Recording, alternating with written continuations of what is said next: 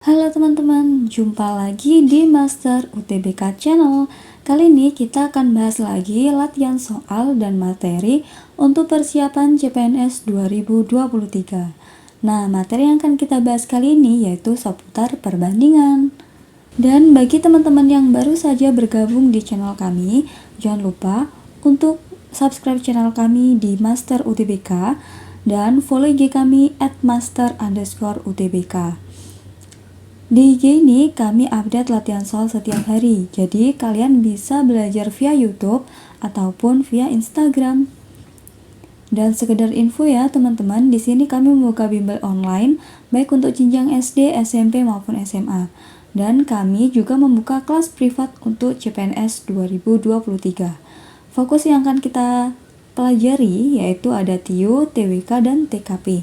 Bagi kalian yang berminat untuk bergabung bersama kami, kalian bisa menghubungi kami di 083 861 705 343.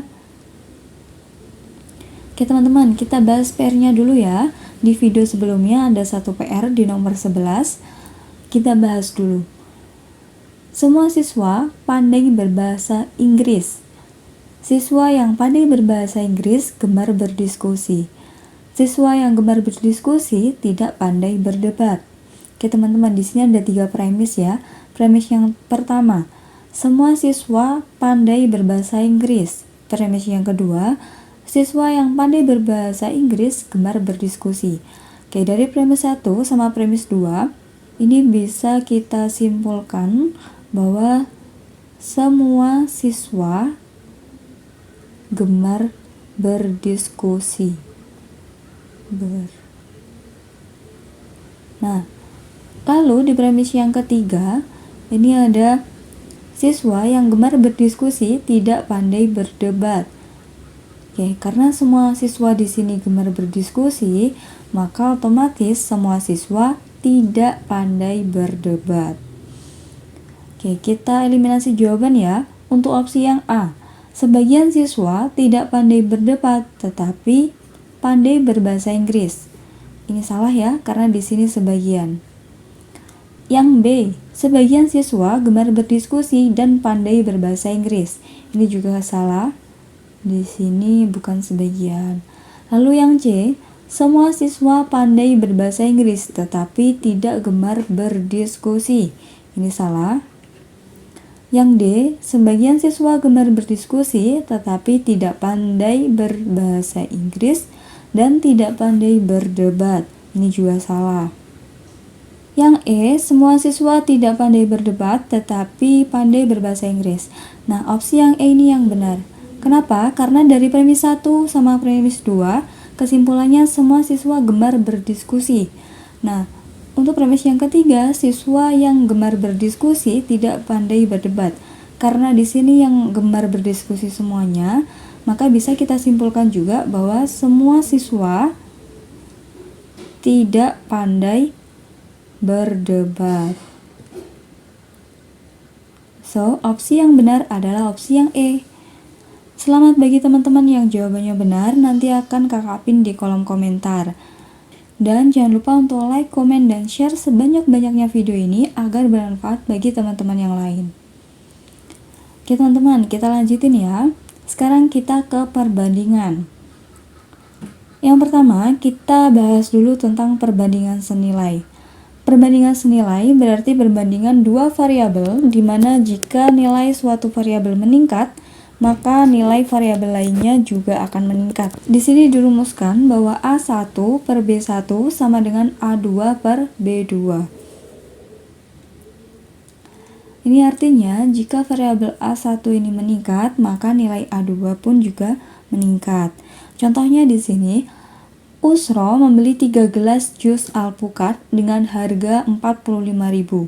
Jika Usro memiliki uang 60.000, berapa gelas jus buah alpukat yang bisa dibeli? Logikanya, kalau uangnya semakin banyak, maka jus alpukat yang akan dibeli maka juga akan semakin banyak. Oke, di sini yang pertama tadi, Usro membeli 3 gelas jus alpukat. Di situ untuk harganya 45.000. Nah, sekarang berapa gelas yang akan didapatkan jika uangnya 60.000? Nah, kalau seperti ini kita kalikan silang teman-teman. Yang 45.000 ini kita kalikan dengan X, kemudian 3 kita kalikan dengan 60.000. Ya teman-teman, sehingga di sini X-nya bisa kita cari dari 3 dikali 60.000 dibagi dengan 45.000. Ya, ini bisa kita sederhanakan teman-teman, dibagi 15.000. 45.000 dibagi dengan 15.000 hasilnya 3. Kemudian untuk 60.000 dibagi dengan 15.000 hasilnya 4. 3-nya bisa kita coret sehingga ketemu X-nya 4. So, dengan uang 60.000 Yusro bisa membeli 4 gelas jus alpukat. Itu untuk perbandingan senilai teman-teman. Jadi di sini saya ulangi lagi, kalau perbandingan senilai maka jika nilai dari suatu variabel meningkat, maka nilai variabel yang lainnya juga akan meningkat. Kita lanjut lagi ke jenis perbandingan yang kedua, yaitu perbandingan berbalik nilai, di mana perbandingan berbalik nilai adalah perbandingan dua variabel, di mana jika nilai suatu variabel meningkat, maka nilai variabel lainnya akan menurun. Begitupun sebaliknya. Di sini dirumuskan bahwa A1 per B2 sama dengan A2 per B1. Contoh kasusnya, kalau perbandingan berbalik nilai seperti ini, teman-teman. 4 buah mesin dapat menyelesaikan order pekerjaan bordir kain selama 30 jam. Berapakah waktu yang dibutuhkan untuk penyelesaian pekerjaan jika 6 mesin digunakan? Kalau kita logika, semakin banyak mesin, maka waktu yang dibutuhkan untuk mengerjakan akan semakin sedikit. Nah, di situ tadi, kalau 4 buah mesin, maka dibutuhkan 30 jam. Maka kalau 6 mesin, dibutuhkan berapa? Nah, kalau ini kita tuliskan menjadi perbandingan berbalik nilai teman-teman, nulisnya seperti ini. 4 per 6, kemudian 30-nya ini kita balik. Yang tanda tanya kita umpamakan dengan X ya, X per 30. Nah, setelah itu baru kita kalikan silang. 6-nya kita kalikan X menjadi 6X, kemudian 4 kita kalikan dengan 30. Nah, lalu kalau kita mau cari X, maka 4 dikali 30 dibagi dengan 6. 6 ini kita coret dengan 30, 6-nya dapat 1, 30-nya dapat 5.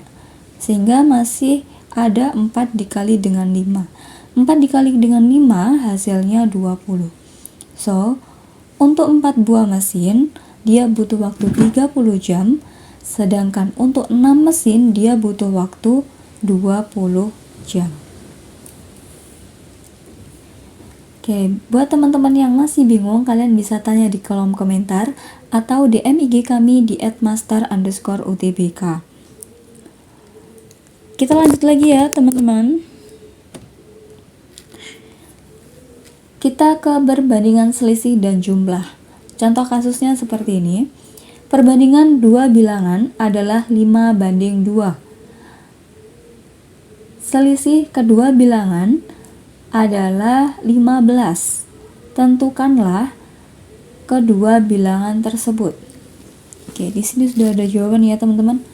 Untuk bilangan 1, 5/3 kali 15 sama dengan 25. Saya jelaskan lebih lanjut ya teman-teman.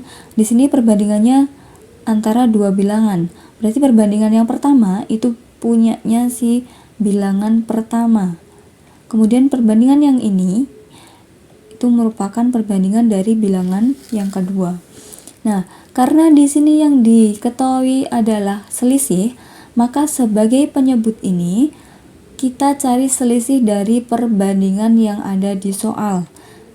Jadi kalau saya uraikan lagi, misalkan kita mau cari bilangan 1, maka yang menjadi pembilang itu perbandingan dari bilangan yang pertama. Bilangan yang pertama tadi perbandingannya adalah 5, jadi di sini 5.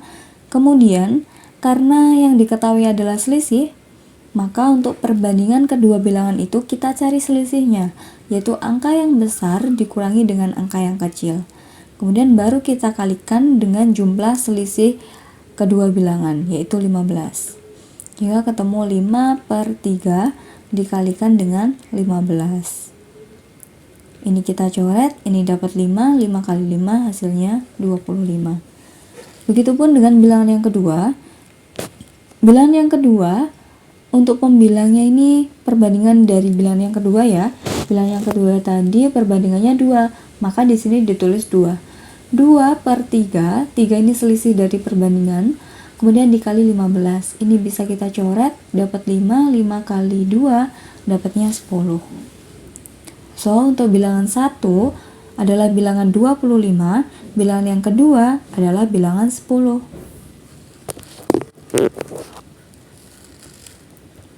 Lanjut lagi, sekarang kita ke latihan soal ya. Dua bilangan memiliki perbandingan 3/7.